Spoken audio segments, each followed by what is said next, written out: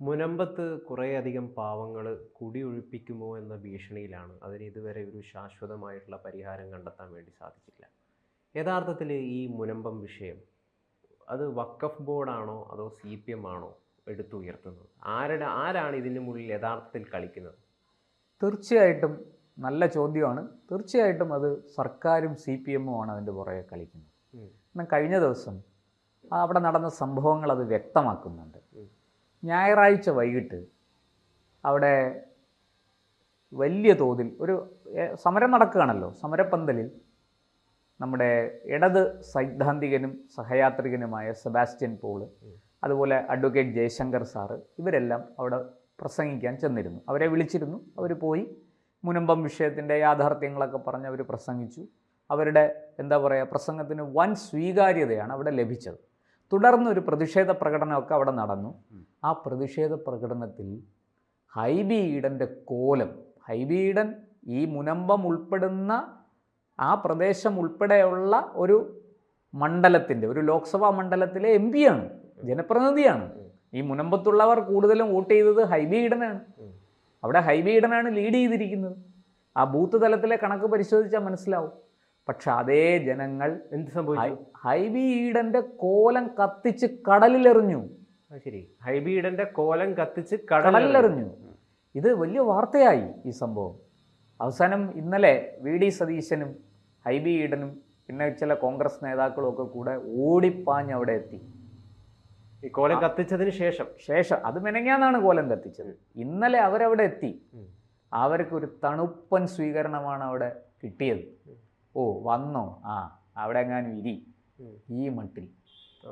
അപ്പോൾ ഒന്ന് ആലോചിക്കണം, ലോക്സഭാ തെരഞ്ഞെടുപ്പിൽ വോട്ടെണ്ണുമ്പോൾ ഹൈബി ഈഡൻ ലീഡ് ചെയ്ത സ്ഥലത്താണ് ജനം ഹൈബി ഈഡനെ തിരസ്കരിച്ചിരിക്കുന്നത്. എങ്ങാനും അവർക്ക് ഈ MP തിരിച്ചു വിളിക്കാനുള്ള എന്തെങ്കിലും വകുപ്പുണ്ടായിരുന്നെങ്കിൽ അതുപയോഗിച്ച് അവർ ഹൈബി ഈഡനെ തിരിച്ചു വിളിച്ചേനെ.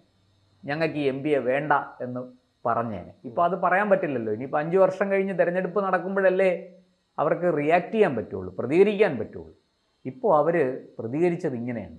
ആ പ്രതികരണത്തിൻ്റെ അപകടവും ആഴവും മനസ്സിലാക്കി VD സതീശൻ ഹൈബി ഈഡനെയും കൂട്ടി അവിടെ ചെന്നു. പക്ഷേ വളരെ തണുപ്പൻ പ്രതികരണമാണ് ലഭിച്ചത്. അവരവിടെ പ്രസംഗിക്കുകയൊക്കെ ചെയ്തു. അത് പിന്നെ നിയമപ്രശ്നമാണ്, സർക്കാരാണത് കുളവാക്കുന്നത്. ശരിയാണ്, സർക്കാരാണത് കുളവാക്കുന്നത്. CPM-ന് അതിൽ വലിയ പങ്കുണ്ട്. എന്താ കാരണം? എറണാകുളം CPM-നെ സംബന്ധിച്ച് ഒരു ബാലികേറാമലയാണ്. നിങ്ങളൊന്ന് ആലോചിച്ച് നോക്കൂ. എത്രയോ വർഷങ്ങളായിട്ട് അവിടെ ഹൈബി, സെബാസ്റ്റ്യൻ പോൾ മാത്രമാണെന്ന് തോന്നുന്നു. അതിനുശേഷം സെബാസ്റ്റ്യൻ പോളിന് ശേഷം 2004 മത്സരിച്ച് ജയിച്ച സെബാസ്റ്റ്യൻ പോൾ സ്വതന്ത്രനായിട്ട് മത്സരിച്ച് ജയിച്ച ആളാണ്. 2009 എന്താ സംഭവിച്ചത്? സിന്ധു ജോയി മത്സരിച്ചു CPM-ന് വേണ്ടി. എന്ത് പറ്റി? 8 നില പൊട്ടി അല്ലേ? അന്ന് തൊട്ട് ഇന്നോളം ഇത്തവണയും ഒരു സ്ത്രീയെ നിർത്തി, ഒരു അധ്യാപികയാണ്. അവർക്ക് എന്ത് പറ്റി? അവർ വലിയ മൃഗീയമായ ഭൂരിപക്ഷത്തിനാണ് ഹൈബി ഈഡൻ ജയിച്ചത്. അവരും തോറ്റു. അപ്പോൾ CPM-നെ സംബന്ധിച്ച് എറണാകുളം ലോക്സഭാ മണ്ഡലം ഒരു ബാലികേറ മലയായിരിക്കുകയാണ്. ഇവിടെ കൃത്യമായിട്ടും ക്രിസ്ത്യൻ വോട്ടും വലിയ രീതിയിലുണ്ട്, മുസ്ലിം വോട്ടും ഉണ്ട്, ഹിന്ദു വോട്ടും ഉണ്ട്. അതായത് എത്ര നല്ല സ്ഥാനാർത്ഥി നിർത്തിയാലും ജയിച്ചു വരാൻ സാധിക്കുന്നില്ല. അങ്ങനെ ഒരു ബാലികേറ മലയായിരിക്കുന്ന ഒരു ലോക്സഭാ മണ്ഡലത്തിൽ അവിടെ ജയിച്ച, വലിയ ഭൂരിപക്ഷത്തിൽ ജയിച്ച MP-യെ അതേ നാട്ടിലെ ജനങ്ങളെ കൊണ്ട് തന്നെ തിരസ്കരിപ്പിക്കുന്ന ഈ വിദ്യ, അവരെ അവരെ കൊണ്ട് തന്നെ ആ MP-യെ ചീത്ത വിളിപ്പിക്കുന്ന വിദ്യ CPM പയറ്റുകയല്ലേ? ഈ വഖഫ് എന്നുള്ള വിഷയം സർക്കാരിന് 10 മിനിറ്റ് കൊണ്ട് പരിഹരിക്കാം അല്ലേ? ഇത് കേന്ദ്ര നിയമമൊന്നും വരേണ്ട കാര്യമില്ല. വഖഫ് ബോർഡിനെ വിളിച്ച് ആ നോട്ടീസ് പിൻവലിക്കണം, കോടതിയിലെ കേസ് രാജിയാകണം എന്നൊരു നിർദ്ദേശം കൊടുത്താൽ മതി. പക്ഷെ അത് സർക്കാർ ചെയ്യുന്നില്ല. പകരം എന്താ ചെയ്യുന്നത്? ആ വിഷയം വഷളാക്കി ഹൈബി ഈഡനെ മാത്രമല്ല, എങ്ങനെ പെട്ടെന്ന് എളുപ്പത്തിൽ ചെയ്യാൻ വേണ്ടി സാധിക്കും? കാരണം മുസ്ലിം വോട്ട് ബാങ്ക് ഒരു പ്രധാനപ്പെട്ട ഘടകമല്ലേ? അല്ല, എന്ത് തന്നെ ആകട്ടെ, മുനമ്പത്തെ വിഷയം പരിഹരിക്കാമല്ലോ. വഖഫ് ബോർഡ് അല്ലെങ്കിൽ ലീഗ് അല്ലെങ്കിൽ സമസ്ത ഒക്കെ ഈ ക്രിസ്ത്യൻ മതമേലധ്യക്ഷന്മാരുമായിട്ട് ചർച്ച നടത്തിയപ്പോൾ എന്താ പറഞ്ഞത്? മുനമ്പത്തുള്ള ആരെയും കുടിയിറക്കത്തില്ല. ഇതിപ്പോൾ മുനമ്പം വിഷയം വഖഫ് ബോർഡ് ഉയർത്തുന്നതിൻ്റെ പുറകിൽ മറ്റു ചില ലക്ഷ്യങ്ങളുണ്ട് അവർക്കറിയാം മുനമ്പത്ത് ഭൂമി കിട്ടില്ലെന്നറിയാം. പകരം സർക്കാരിനെ കൊണ്ട് അവർ വേറെ ഏതോ ഒരു ഭൂമി ഉദ്ദേശിക്കുന്നുണ്ട്. ആ ഭൂമി ഇത്രയും അളവിൽ അവർക്ക് ലഭ്യമാക്കണം. അത് മാത്രമേ ഉള്ളൂ അവരുടെ ഉദ്ദേശം. അത് വഖഫ് നേടിയെടുക്കുകയും ചെയ്യും. ഇതിന് പകരം ഇവിടെ ഈ ഭൂമി മുനമ്പത്തുകാർക്ക് വിട്ടുകൊടുക്കുമ്പോൾ ഒരു കോമ്പൻസേഷൻ എന്നുള്ള നിലയ്ക്ക് സർക്കാരിൽ നിന്ന് മറ്റെന്തോ ഒരു ആനുകൂല്യം നേടാൻ അവർ ശ്രമിക്കുന്നു. ഇതൊരു സത്യമല്ലേ, പച്ച പരമാർത്ഥമല്ലേ? അങ്ങനെയെങ്കിൽ അങ്ങനെ അതവിടെ നിൽക്കട്ടെ. പക്ഷെ ഇവിടെ ഇതിനകത്തുള്ള രാഷ്ട്രീയം എന്താണെന്ന് വെച്ചാൽ ഇത് കേവലം ഹൈബി ഈഡന് മാത്രം എതിരെ ഉള്ളതല്ല. മുഴുവൻ കോൺഗ്രസ് പാർട്ടിക്കും UDFനും ഇത് വലിയ തോതിൽ തിരിച്ചടി ഉണ്ടാക്കും. കാരണം കേരളത്തിലെ ക്രിസ്ത്യൻ വോട്ട് വലിയ തോതിൽ കോൺഗ്രസിനെ കൈവിട്ടിരിക്കുന്നു. അല്ലെങ്കിൽ അത് കൈവിടിക്കും ഞങ്ങൾ എന്ന മട്ടിലാണ് കളി പോകുന്നത്. ഈ വോട്ട് CPMന് കിട്ടത്തില്ല, ചിലപ്പോൾ സമ്മതിച്ചു. പക്ഷേ ഈ വോട്ട് BJPയിലേക്ക് പോകും. അപ്പോൾ കോൺഗ്രസിൻ്റെ വോട്ട് വീണ്ടും പിളരുകയാണ്. നോക്കൂ, ലോക്സഭാ തെരഞ്ഞെടുപ്പിൽ കോൺഗ്രസിനെ ആരാണ് ശരിക്കും വോട്ട് ചെയ്ത് വിജയിപ്പിക്കുന്നത്? കോൺഗ്രസ്സിന് മുസ്ലിം വോട്ട് കിട്ടുന്നു, ക്രിസ്ത്യൻ വോട്ട് കിട്ടുന്നു, ഹിന്ദുക്കളിൽ ഒരു ചെറിയ ശതമാനം വോട്ടും കിട്ടുന്നു. ഹിന്ദുക്കളിൽ വലിയൊരു ശതമാനത്തിൻ്റെ വോട്ട് BJPയിലേക്ക് പോകുന്നു. ഈ ഹിന്ദുക്കളുടെ നല്ലൊരു ശതമാനം വോട്ട് CPMലേക്ക് പോകുന്നു.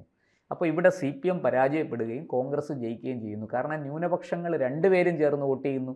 മുസ്ലിം വോട്ട് CPMന് പിടിച്ചെടുക്കാൻ പറ്റുന്നില്ല, ക്രിസ്ത്യൻ വോട്ട് പിടിച്ചെടുക്കാൻ പറ്റുന്നില്ല. പരമ്പരാഗതമായിട്ടുള്ള പാർട്ടി വോട്ട്, അത് ഏത് മതവിഭാഗത്തിൻ്റെ ആണെങ്കിലും പരമ്പരാഗതമായിട്ട് പാർട്ടിക്ക് കിട്ടിക്കൊണ്ടിരിക്കുന്ന വോട്ട്, ആ വോട്ട് മാത്രമേ കിട്ടുന്നുള്ളൂ. അല്ലാതെയുള്ള പുതുതായ വോട്ടുകൾ വരുന്നില്ല. ലോക്സഭാ തെരഞ്ഞെടുപ്പിലെ ട്രെൻഡ് അതാണ്. അവിടെ ഈ ന്യൂനപക്ഷങ്ങൾ മോഡിക്കെതിരായി, BJPക്കെതിരായി, RSSനെതിരായി ആർക്ക് വോട്ട് ചെയ്യുന്നു? കോൺഗ്രസ്സിന് വോട്ട് ചെയ്യുന്നു. അവിടെ CPMന് വോട്ട് ചെയ്യാൻ അവർ തയ്യാറല്ല.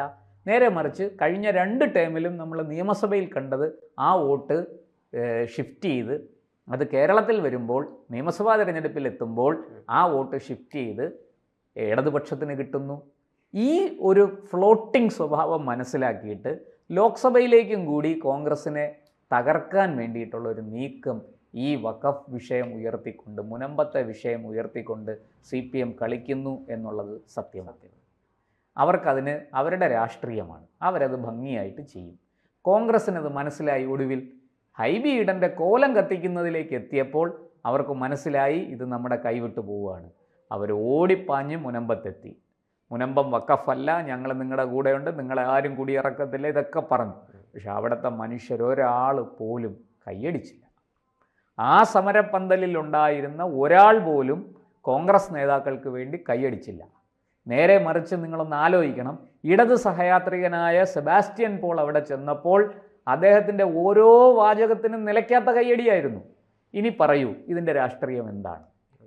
നിങ്ങൾക്ക് എന്ത് തോന്നുന്നു? അതെ, ശരിയാണ്. തീർച്ചയായിട്ടും CPM അവിടെ അതിൻ്റെതായ നാടകീയമായി കളിക്കുകയല്ലേ, നാടകീയമായ വിളവെടുപ്പിന് വേണ്ടിയിട്ടുള്ള ശ്രമമാണ് CPM നടത്തുന്നത്. അതിലൂടെ BJPയുടെ മറ്റൊരു ശബ്ദമായിട്ട് CPM ആയി തീരുന്നു എന്നുള്ളൊരു സംശയം കൂടിയുണ്ട്. കാരണം ഇത് പ്രത്യക്ഷത്തിൽ ഇത് ബലം ചെയ്യുന്നത് BJPക്കാണെന്നാണ് നമ്മൾ മനസ്സിലാക്കി വെച്ചിരിക്കുന്നത്.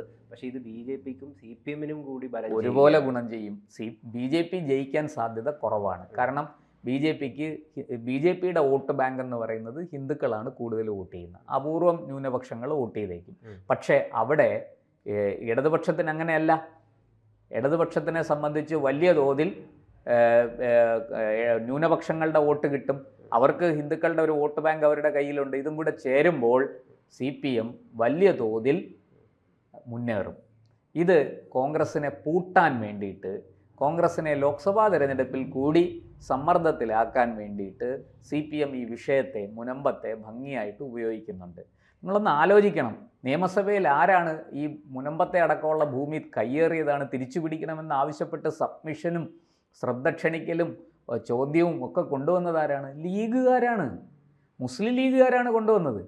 ഇപ്പോൾ UDF, കോൺഗ്രസ് എന്ത് മറുപടി പറയും മുനമ്പത്തെ ജനങ്ങളോട്? അവർ ഗതികെട്ട് നിൽക്കുകയാണ്, അന്തം വിട്ട് നിൽക്കുകയാണ്. എന്താണ് ചെയ്യേണ്ടതെന്ന് അവർക്ക് അറിഞ്ഞുകൂടാ. അങ്ങനത്തെ ഒരവസ്ഥയിലാണ് കോൺഗ്രസ് അവിടെ നിൽക്കുന്നത്. CPM വളരെ ഭംഗിയായിട്ട് അതിനെ കളിക്കുന്നുണ്ട്, അതിനെ മുതലെടുക്കുന്നുണ്ട്. അവരുടെ രാഷ്ട്രീയ തന്ത്രം വിജയിച്ചിരിക്കുന്നു എന്ന് തന്നെയാണ് പറയേണ്ടത്.